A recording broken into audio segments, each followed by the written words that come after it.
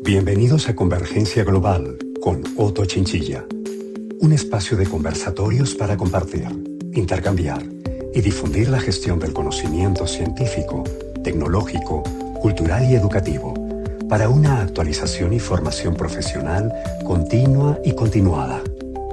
Convergencia Global, difusión académica y empresarial internacional. Bueno, bienvenidos nuevamente a Convergencia Global, el espacio de conversatorios para compartir la gestión del conocimiento para una mejor calidad de vida y actualización profesional.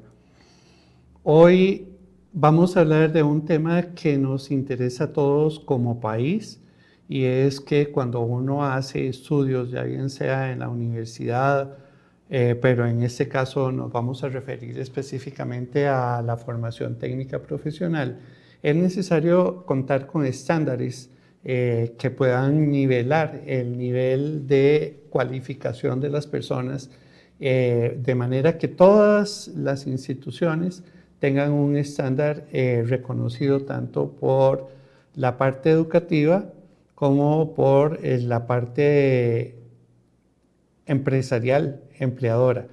Así es que hoy tenemos invitada nada más y nada menos que a la máster Laura Vargas Jiménez.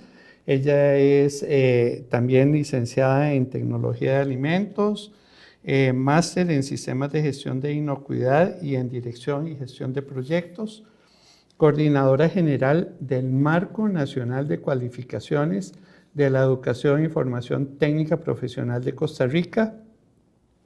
Ha liderado los procesos de construcción, actualización y validación de los estándares de cualificación, así como la coordinación interinstitucional entre el Ministerio de Educación Pública, el Ministerio de Trabajo y Seguridad Social, el Instituto Nacional de Aprendizaje, el Consejo Nacional de Rectores y los demás actores del ecosistema de la educación y formación técnica profesional costarricense.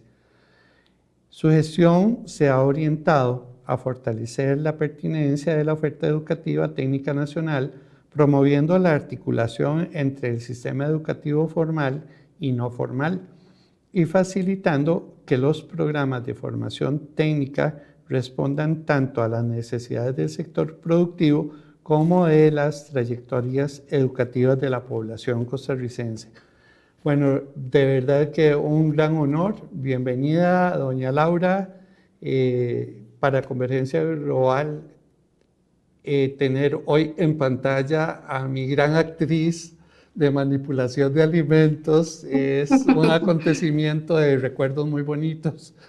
Y lo menciono porque hace unos años doña Laura hizo los videos para la capacitación de todas las personas a nivel país en manipulación de alimentos en el sistema de media convergencia. Entonces, tengo recuerdos muy gratos de ese acontecimiento. Bien, doña Laura, vamos a empezar con su presentación para que nos cuente cuándo se creó el Marco Nacional de Cualificaciones de la Educación Técnica y Formación Profesional. Muchas gracias, Otto, y un cordial saludo también para las personas que nos siguen. Yo traigo una presentación que me gustaría ir compartiendo con ustedes, entonces voy a proceder con esta. Va un poco en la línea de lo que vamos a conversar. Me indican, por favor, si se está observando la pantalla. ¿Estamos? Muy bien. Bueno, para tener su primer consulta, ¿cuándo nace el Marco Nacional de Cualificaciones? El marco surge como resultado de un decreto ejecutivo que se firma en el 2016. Es un decreto ejecutivo donde el Ministerio de Educación Pública y el Ministerio de Trabajo, ambos ministerios relevantes en materia de educación y formación técnica profesional, por tener a cargo lo relacionado con educación y empleabilidad, coinciden en la necesidad de fortalecer la FTP en nuestro país. Ese decreto del 39851 lo que hace es crear una comisión interinstitucional para impulsar el desarrollo y la implementación del marco. Sí es importante señalar que antes de que este decreto ya tuviera lugar distintas entidades académicas, tanto el INA como universidades públicas, ya habían venido coordinando ciertos esfuerzos para poder llegar a plantear una propuesta al gobierno y que pudiera concretarse en este resultado. Posteriormente, en el 2018, este decreto se actualiza y lo que hace es darle más estructura, por decirlo de alguna forma, al marco, con otras funciones, con responsables de esas funciones, y sumamente importante porque eso fue el punto, digamos, que permitió arrancar con la implementación. En este mismo año, además, se hace el lanzamiento oficial. El marco se presenta como un instrumento país, un instrumento de interés del gobierno, y este esfuerzo político realmente fue la diferencia para que esto empezara a caminar. Desde esa fecha hasta principalmente 2019-2021 podemos hablar ya del desarrollo de metodologías para el poblamiento del marco. En este primer periodo se da la primera generación de estándares que fueron elaborados a partir de la oferta que ya se tenía en nuestro país por parte de algunas entidades muy destacadas en ejecución de oferta de formación profesional y educación técnica. O sea, no partimos de cero, sino que se toma eso, se valida la metodología, y entonces este periodo es realmente importante. Al día de hoy tenemos un catálogo vivo con cualificaciones que se están utilizando, que están en constante revisión, se actualizan de manera permanente.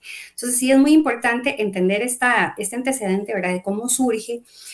Costa Rica había recibido ya importantes observaciones de entes internacionales sobre la relevancia de que apostáramos aún más por mejorar nuestro subsistema de la educación y formación técnica profesional. ¿Por qué? Porque genera ampliabilidad, ¿verdad? Entonces era importante además valorar cómo optimizar los recursos de las instituciones para que esta oferta pudiera generar más empleo, para que fuera más oportuna, más pertinente, entre otras. Otras características que hoy podríamos decir que hemos visto ya realizadas, ¿verdad? Obviamente hay que seguir trabajando. Y debo señalar también que además de las universidades públicas, en este esfuerzo se suman las universidades privadas y el sector productivo también. Entonces, básicamente, todos ellos coincidieron en esta ruta, ¿verdad?, en poder llevar a cabo este esfuerzo nacional para tener un marco nacional de cualificaciones. Me parece extraordinario, doña Laura, esa dinámica con la cual nació el Marco Nacional de Cualificaciones.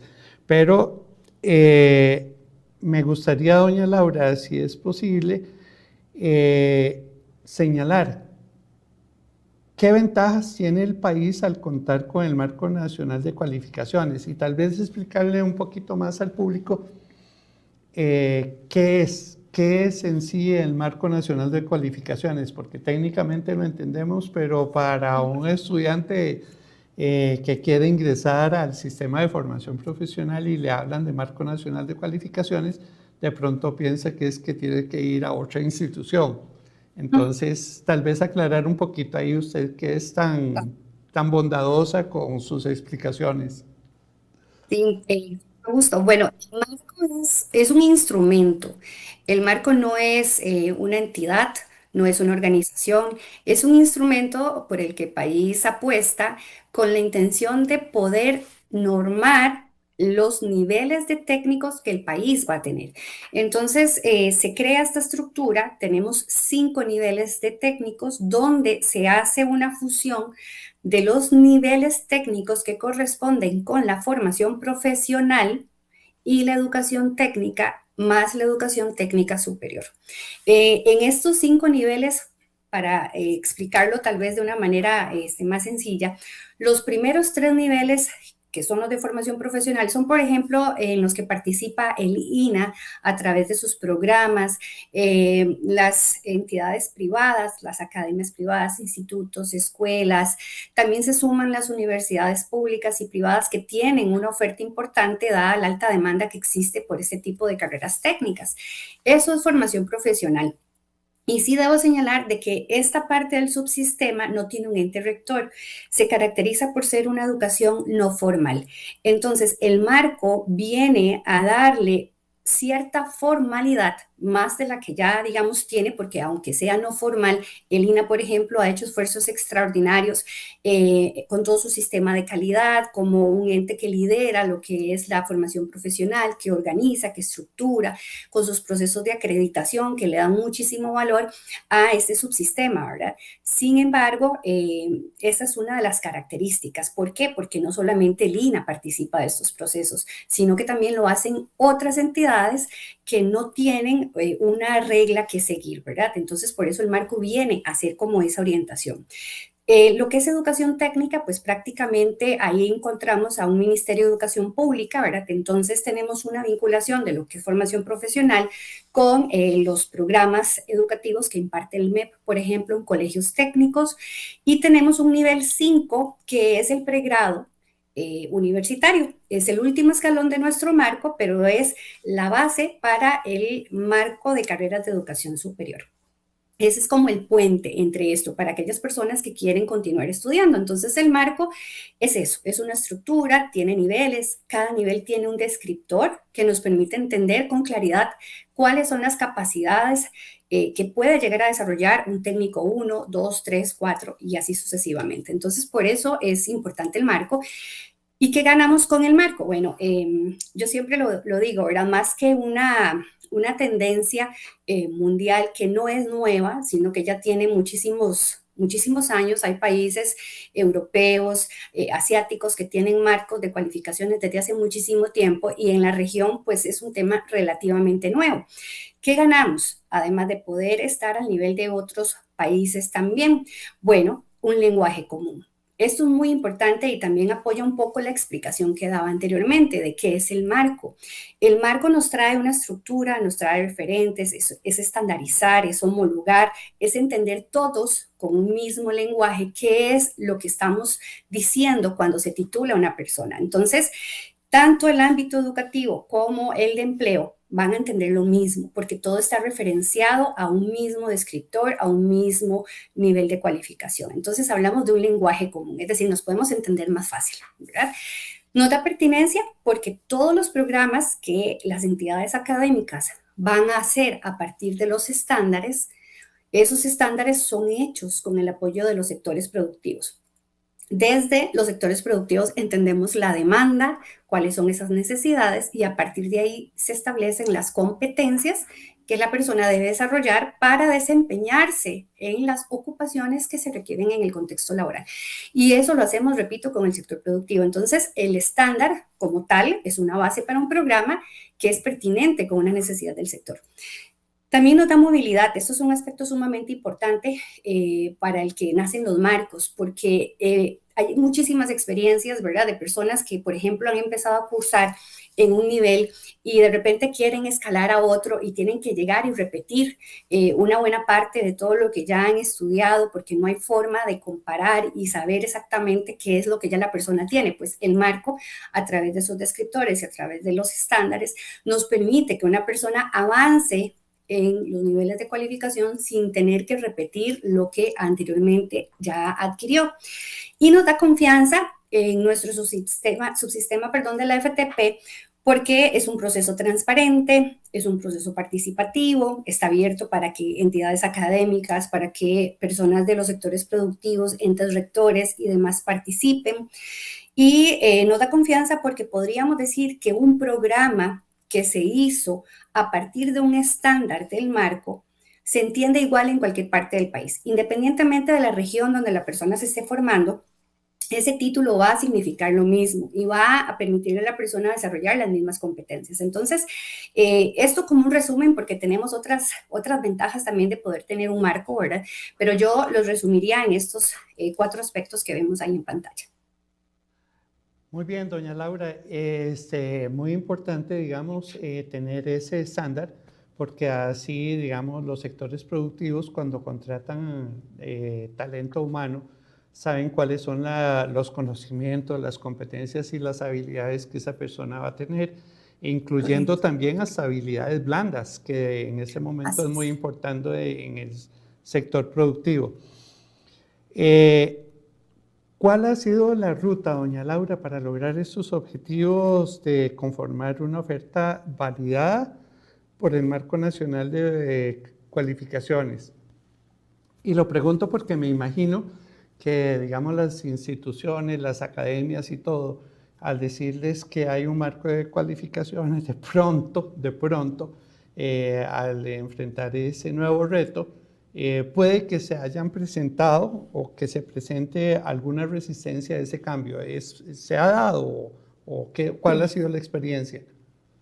Bueno, después ya de 10 años de estar en este proceso, ¿verdad? En realidad podríamos hablar de una ruta que ha venido en constante avance, hemos tenido momentos para sentarnos y repensar, hacer una revisión de los avances y repensar esas rutas, ¿verdad? Porque obviamente el proceso inicia desde cero y eso requirió muchísimo apoyo de parte de todas las instituciones, lo cual fue determinante para que hoy tengamos nuestro marco. Y efectivamente es una transformación para todos, ¿verdad? Entonces, hay situaciones, sí, que se han ido dando en el camino, pero que de manera conjunta se han logrado ir resolviendo. La ruta, yo diría que para poder tener una oferta validada, y es muy importante esa característica, validada, validada por el marco, pero más que validada por el marco, por los sectores. Eso es lo que le da validez, lo que la hace ser pertinente. La ruta para poder llegar a esta oferta, que es la que al final va a hacer la diferencia en el momento en el que se ponga en ejecución en los centros educativos, nace toda de una detección de necesidades, ¿verdad? Tenemos información suficiente como para poder determinar cuáles son aquellos campos en los que nuestra economía puede verse potenciada con un mejor talento y que sea técnico, ¿verdad? Entonces, esa detección de necesidades es fundamental. En este proceso apoyan todas las entidades. Esto es algo clave en la conformación del marco. El marco, al estar conformado por el Ministerio de Educación Pública, el Ministerio de Trabajo, el INA, las universidades públicas, universidades privadas y el sector productivo, con un representante en esta mesa, nos permite tener insumos de diferente tipo, ¿verdad? Y entonces, a partir de eso se detectan esas necesidades y en mesas técnicas con expertos de los distintos sectores que se han identificado como necesarios para desarrollar cualificaciones, determinamos cómo es que se van a construir las cualificaciones, ¿verdad? ¿Cuáles son, repito, esas funciones determinantes que nos permiten llegar a competencias? Y posteriormente se hace una aprobación del estándar pasando por una validación de los sectores, o sea, identificamos con los sectores las necesidades, pero también los sectores nos ayudan a validar que esa información realmente sea la que se está esperando. Y lo hacemos de la mano con un equipo de personas docentes también de las instituciones, porque el proceso de elaboración de estándares es como pasar de un lenguaje muy laboral, ¿verdad? Muy ocupacional, a un lenguaje más académico, más curricular. Y para eso, obviamente, se necesita el apoyo de personas que conozcan de esto, ¿verdad? Entonces, ese trabajo al final nos permite aprobar con certeza un estándar para que luego vengan las entidades y puedan hacer esta alineación de los programas.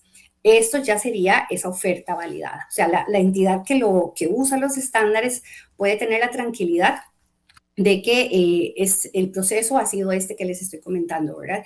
Y es sí fundamental señalar de que esto es un proceso vivo, el círculo no se cierra, ¿verdad? Hay un proceso de revisión constante, los estándares se actualizan, ya sea por cambios en las tecnologías o por cambios en las ocupaciones con las que esos estándares se vinculan. Entonces, esta podría ser la ruta, ¿verdad? Obviamente para establecer estas etapas hemos pasado por el desarrollo de metodologías, siguiendo buenas prácticas de otros países que nos llevan muchísima ventaja en esto y nos han servido de ejemplo, ¿verdad? Y hoy podríamos también hablar con otros países y decirles, bueno, esto a nosotros no nos funcionó, esto sí nos funcionó, porque esta ruta es muy nuestra. Eso es importante, los marcos tienen probablemente la misma definición a nivel global, pero cada país tiene que apropiarse de sus metodologías, de sus procesos. ¿Con qué intención? Bueno, con la intención de que sea más fácil, de que las personas lo asimilen, de que lo entiendan. Y en cuanto a la pregunta que me hacía Otto, si ha habido resistencia al cambio. Bueno, yo creería que más que resistencia son preguntas, ¿verdad? Es incertidumbre de cómo iniciar en un proceso como estos, qué es lo que sigue, es un cambio, como les decía, y entonces siempre requiere pues muchísima coordinación y voluntad de todas las partes. Algunas de las preguntas que quizás se nos presentaron y que todavía algunas veces surgen por ahí es, bueno, mi institución va a perder autonomía con el tema del marco, ¿verdad? Hay que empezar de cero, hay que rehacer todos los programas. ¿Y qué pasa con lo que ya venía funcionando? Que estaba funcionando bien, ¿qué va a pasar con esa oferta? Pues entonces, todas esas preguntas y muchas más las hemos ido trabajando de manera conjunta y sí es importante tener claridad de que el marco no viene a sustituir a ninguna institución. O sea, las instituciones siguen sus procesos de entrega de servicios de formación profesional y de todos esos servicios, no solamente lo que implica formar técnicos, porque hay instituciones que además dan capacitaciones y otro tipo de servicios. Pero el marco nace para ordenar, nace para articular, nace para facilitarle a las entidades de formación insumos que les permitan acelerar sus procesos de diseño para luego llegar a ejecutar.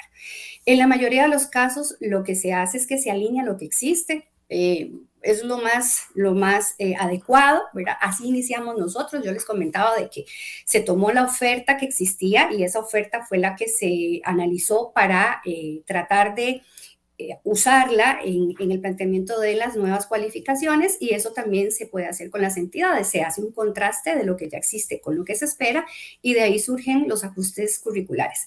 Entonces, lo que se tiene es la base, ¿verdad? Sobre eso estamos construyendo. La idea es que eso se pueda interpretar en un esquema más general, que todos entendamos lo mismo, que se reconozca, que conecte con otras cualificaciones. Entonces, básicamente esa ha sido un poco la experiencia.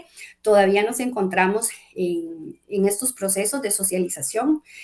Algunos aún necesitan empaparse más sobre el tema, ¿verdad? Y entender que su rol como entidades académicas es fundamental para formar el talento que el país realmente necesita. Doña Laura, qué importante es eso, digamos, porque le da muchas garantías a la persona estudiante y también se le da un apoyo realmente, eh, un apoyo que realmente va a cumplir las necesidades que el sector empleador va a requerir y de esa manera entonces no habría excusas para decir yo llevé tal o cual carrera y resulta que no encuentro trabajo porque nadie me necesita con lo que sé. Entonces Exacto.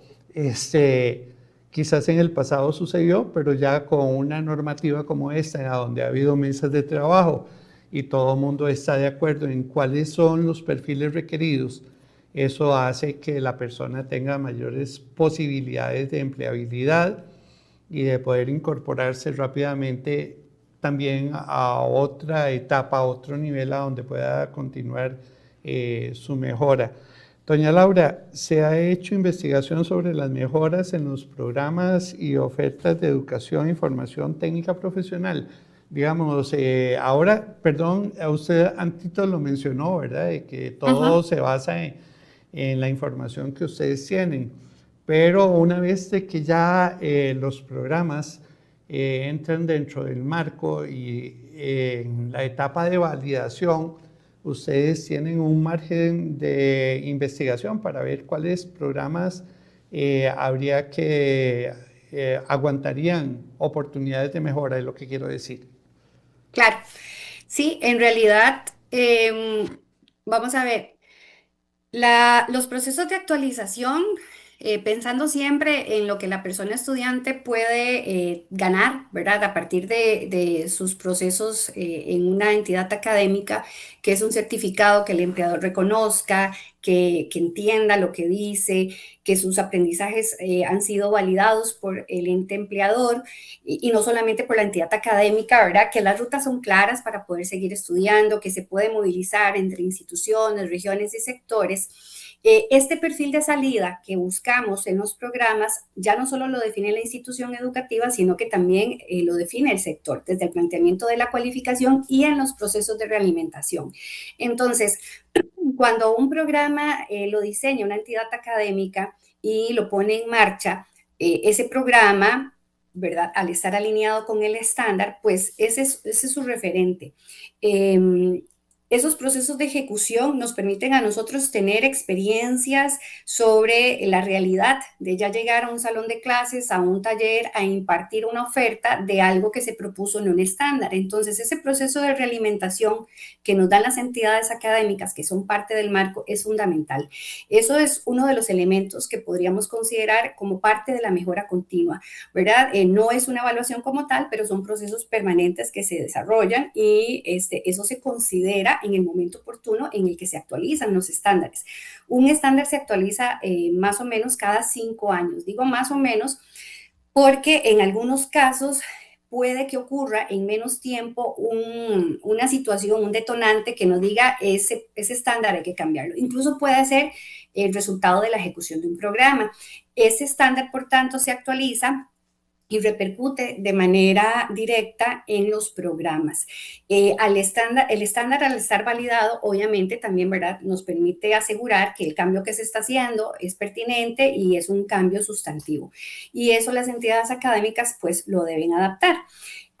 Como un tema más global, lo que quiere referirse, digamos, a estudios de empleabilidad y demás, como parte también de la mejora continua del marco para poder entender qué estamos haciendo bien, si estamos realmente logrando llegar a donde se quiere, si se está generando esa empleabilidad que se busca como propósito final del marco, ¿verdad?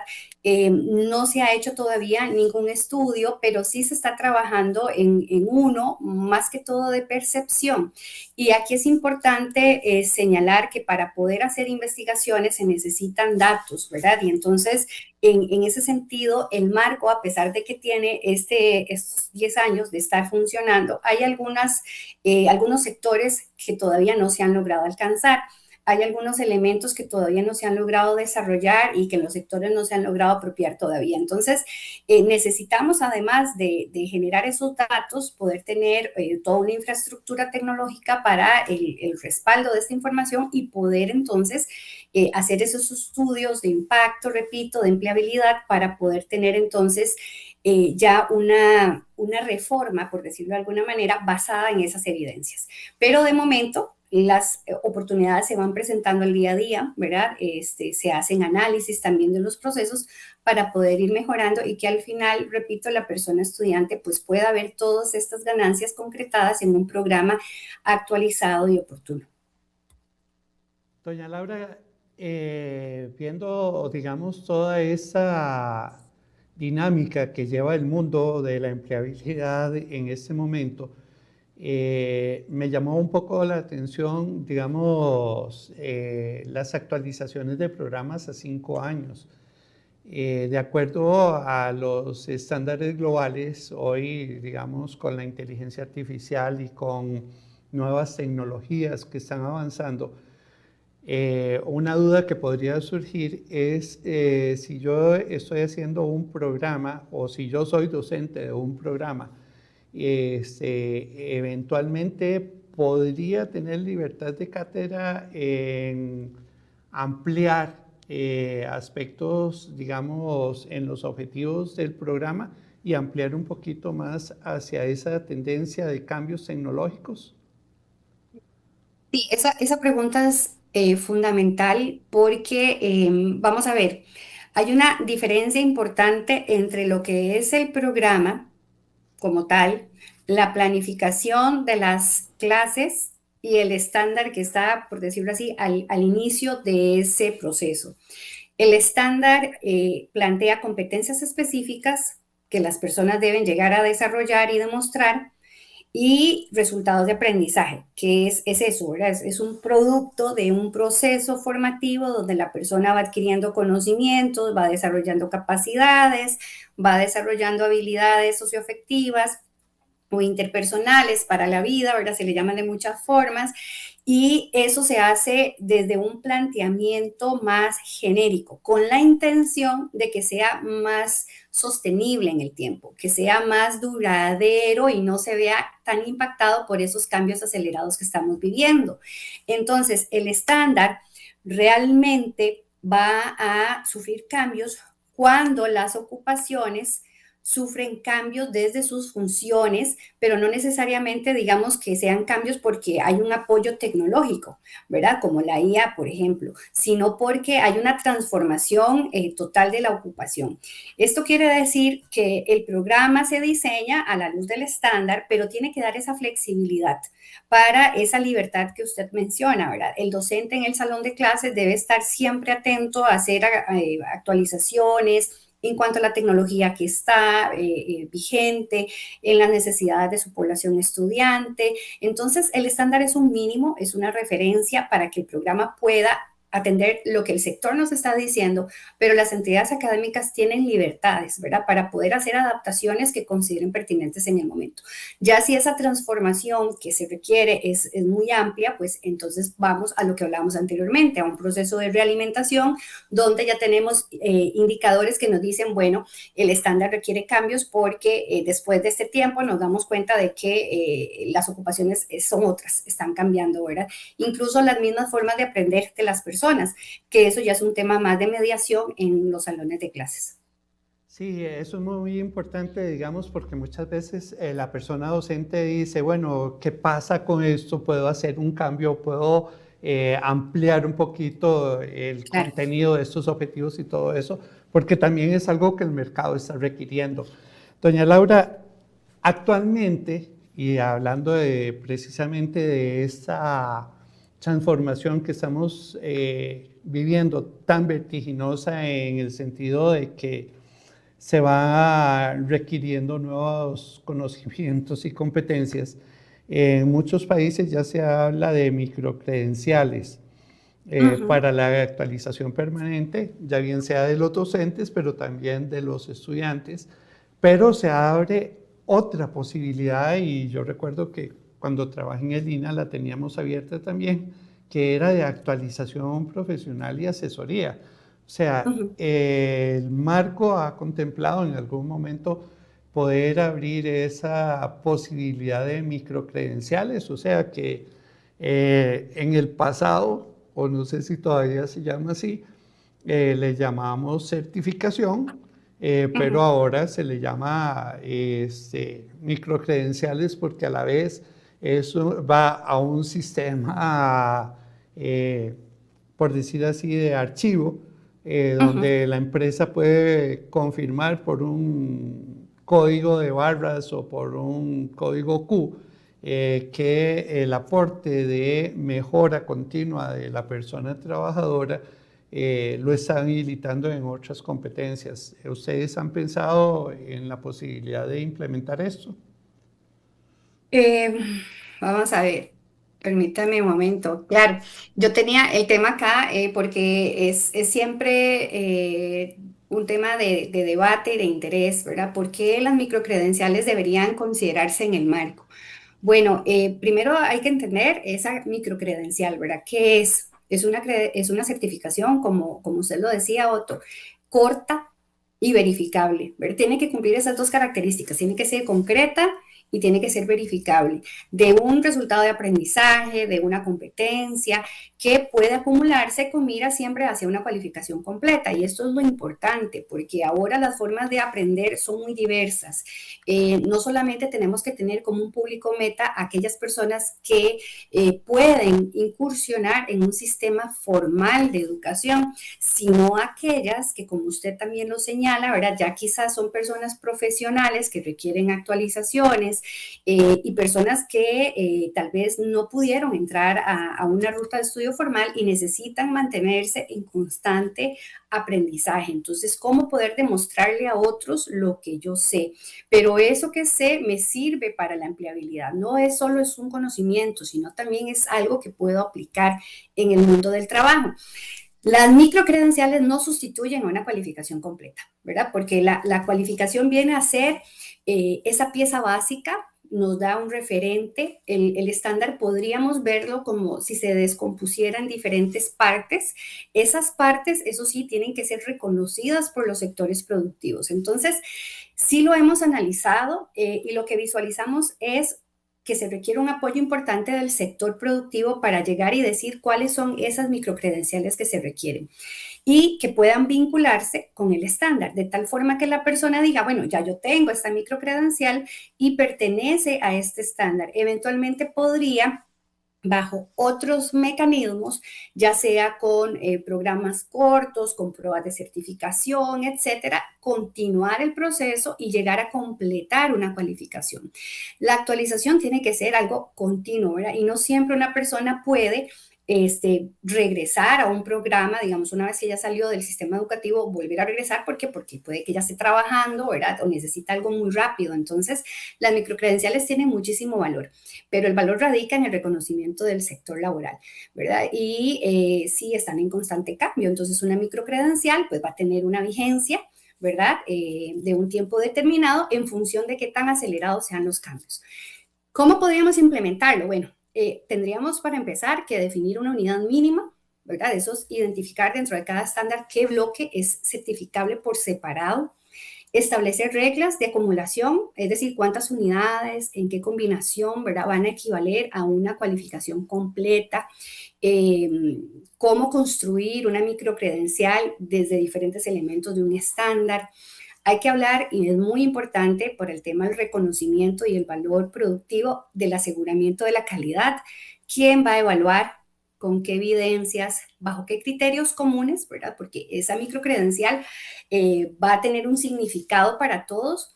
Y el registro digital verificable, que es la capacidad que tenga el empleador de poder comprobar a través de ese código que esa persona adquirió esas capacidades a través, no las adquirió, perdón, las demostró a través de esa microcredencial. Muy importante que nazcan amparadas en un estándar, porque esto nos da posibilidad de que la persona, más que ir acumulando microcredenciales, pueda ir formando su proceso en miras, repito, a tener un mayor nivel de cualificación. Doña Laura, eso yo creo que es muy valioso, sobre todo para empresas de alta competitividad, por ejemplo, como la industria médica, en la industria alimentaria. También se da muchísimo en las zonas francas, que Uh -huh. además de que van con el marco de cualificaciones, también se verifica la prospección para poder ir al día con todos los requerimientos que se determinan, ¿verdad? Eh, Hay una situación ahora que hablamos de esto, doña Laura, y es lo siguiente. ¿Sería prudente o sería posible pensar en una mejora continua para la internacionalización? Y con esto me refiero a que, qué sé yo, que tenemos un organismo que agrupa a todos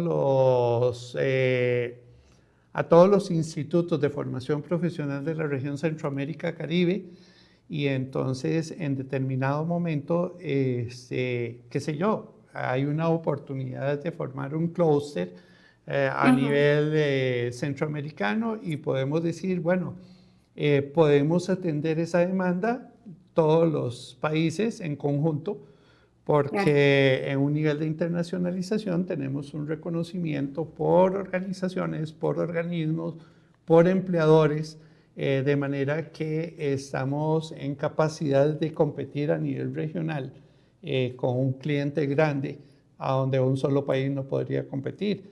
Y ¿esa sería una posibilidad o hay algo que se esté haciendo ya de manera conjunto a nivel regional, por decir algo como a través de Sinterfor o de Uh -huh. OIT? Bueno, ahí le dejo como dicen los chiquillos, le dejo la bola en la cancha, a ver qué tal. Bueno, en esto todavía tenemos muchísimo que avanzar. O sea, creo que Costa Rica tiene que valorar el hecho de que tenga su marco nacional de cualificaciones. Costa Rica aparece como uno de los países de la región donde el marco ha logrado despegar, donde el marco se ve amparado por normativas que lo respaldan para su implementación y eso es muy importante. Es un marco hecho en casa, ¿verdad? Siguiendo muy buenas prácticas de otros países, obviamente. Hemos recibido asesoramientos que nos han permitido ir mejorando y todos debemos seguir apostando por el marco para que sea cada vez mejor, ¿verdad? Pero Costa Rica debe valorar este esfuerzo que se ha hecho, no debe perderse. Creo que ya el trayecto recorrido es suficiente y se han generado bastantes productos, ya hay más de 320 estándares elaborados en distintos campos, no solo en dispositivos médicos y en temas de industria, manufactura, de ciencias de la vida, sino también en la parte agro, que es un sector relevante, en la parte cultural, en el tema de atención de personas, adultas mayores, la niñez, todo lo que es economía naranja. O sea, el marco ha ido poblándose en áreas que son determinantes para la economía de Costa Rica y más de 110 entidades académicas ya han apostado por alinear su oferta a esos estándares y tenemos más de 500 programas alineados, tanto por parte de entidades públicas como privadas. O sea, a nivel nacional tenemos un catálogo de cualificaciones que está consolidado y que se está usando. Hay que mejorarlo, por supuesto. Ahora, el reto está en esa consolidación para poder proyectarnos a nivel regional. De hecho, que hay un proyecto en el que Costa Rica está incursionando que tiene que ver con la alianza de la Red para el Pacífico. Eh, es un proyecto determinante, ¿verdad? Porque nos permite trabajar de manera conjunta con otros países como Colombia, Chile, Perú, México, que han venido haciendo esfuerzos extraordinarios y hablando de esa movilización de personas, no solamente a nivel interno, sino también a nivel regional, ¿verdad? ¿Cómo podemos hablarnos en un mismo idioma, cómo podemos compararnos con los marcos que tienen esos otros países para que las personas que migran puedan tener ese reconocimiento de sus aprendizajes? Entonces, en eso sí hemos participado, sin embargo, reitero, ¿verdad? Son decisiones que se toman a nivel político de si Costa Rica va a entrar de lleno o no en estas colaboraciones, lo cual le da mucho valor y mucha distinción, mucho reconocimiento, y eso repercute entonces directamente en ese reconocimiento ante entes u organismos internacionales como UNESCO, OIT, Interfor, ¿verdad? De los que también, por ejemplo, el INAH ha sido siempre un actor destacado y como entidad implementadora del marco, pues también ya puede aportar mucho conocimiento. Entonces, aquí lo importante es entender cómo ya no solo es una institución o instituciones aisladas, sino que de manera conjunta Costa Rica y sus subsistemas se integran en esos esfuerzos internacionales. Me parece extraordinario porque, digamos, la capacidad de todos los países compitiendo, por ejemplo, ahora que se ve eso de los semiconductores, y a veces es necesario pensar, digamos, que los representantes de Costa Rica que se encuentran en Silicon Valley o en la OCDE o en otros lados puedan decir, bueno, sí, a nivel regional nosotros podemos atender esta demanda y competir como región. Entonces eso también nos da oportunidades de que se abran más espacios de trabajo especializado y mejores cualificaciones y mejores oportunidades salariales y de movilidad de las personas. Doña Laura, ya el tiempo casi nos está ganando. ¿Qué recomendaciones, qué retos a cumplir podríamos ver a futuro próximo, a un futuro a mediano plazo? Sí, bueno, vamos a ver, uno de los principales retos que tenemos como país es poder lograr un mayor posicionamiento del marco, no solamente en las academias, sino también en los sectores productivos. Es importante también que el país apueste por el marco para tener una mayor eficacia, eficiencia de sus procesos, mayor agilidad. El mundo está cambiando muy rápido y necesitamos tener ese reflejo en la actualización de las cualificaciones, ¿verdad? Para que sean obviamente siempre pertinentes. Necesitamos a más entidades académicas sumadas en esto. El marco establece competencias y por consiguiente requiere que las entidades académicas formen con base en competencias, que evalúen con base en competencias, y tenemos un gran segmento de la educación privada que necesita entender esta dinámica y empezar a formar bajo estos estándares. Entonces, yo creería que retos, ¿verdad? Son varios, pero hablando ya de un proceso sostenido de implementación y de esa experiencia que hemos tenido, creo que hay que ir en esa ruta, ¿verdad? Buscar un mayor posicionamiento cuando la gente entienda los beneficios del marco, por qué es que es importante, qué ventajas nos da como país. Por sí solos, ¿verdad? Por sí solo, perdón, va a venir un mejor proceso de implementación, más recursos para poder seguir avanzando en otros temas que son propios también del marco, y si lo vemos aún más nacional, de un sistema nacional de educación y formación técnica profesional que integre el marco y que integre procesos de aseguramiento de la calidad para que podamos hablar de que esto ya tiene esa estructura a nivel país, ¿verdad? Y que, repito, se puede asegurar la calidad independientemente de la entidad académica que imparta esa oferta, y que eso le da tranquilidad a quien cursa el programa y le da tranquilidad al empleador, y eso nos asegura empleabilidad, mejores condiciones de vida. Doña Laura, muchísimas gracias, siempre muy amable. De verdad que ha sido extraordinaria la disposición que nos ha hecho, y gracias por resumir todo ese proceso, porque yo sé que es difícil poder concretar en 40 minutos ese trabajo tan arduo que ha venido realizando desde el 2016, cuando empezaron con el Marco Nacional de Cualificaciones. Y nada, los felicito porque, digamos, los resultados se van viendo y se van implementando poco a poco con satisfacción de todas las partes. Sobre todo en la posibilidad de internacionalización. También me parece maravilloso el trabajo que están haciendo, el reconocimiento que pueda haber de organismos nacionales e internacionales también abre muchas puertas. Así es que muchísimas gracias, doña Laura, por atendernos, por haber compartido a nivel nacional e internacional las experiencias de Costa Rica.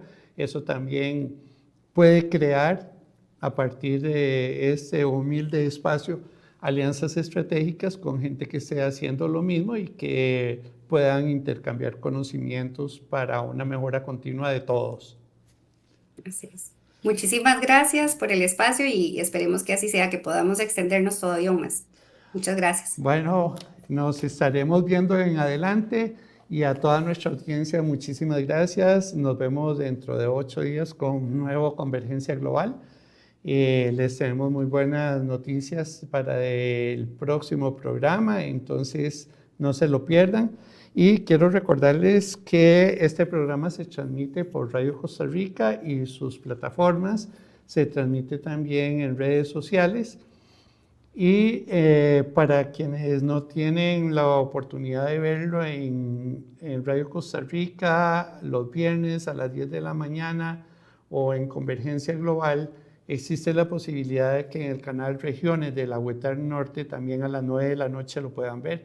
Pero, sin embargo, pueden ingresar a nuestro canal en YouTube, Convergencia Global con Otto Chinchilla, y ahí van a encontrar más de 85 programas que les pueden servir muchísimo, dependiendo del área que les interese, para ampliar conocimientos y compartir. Así es que muchas gracias, que la pasen muy bien y nos vemos dentro de 8 días. Un espacio de conversatorios para compartir, intercambiar y difundir la gestión del conocimiento científico, tecnológico, cultural y educativo para una actualización y formación profesional continua y continuada. Convergencia Global, difusión académica y empresarial internacional.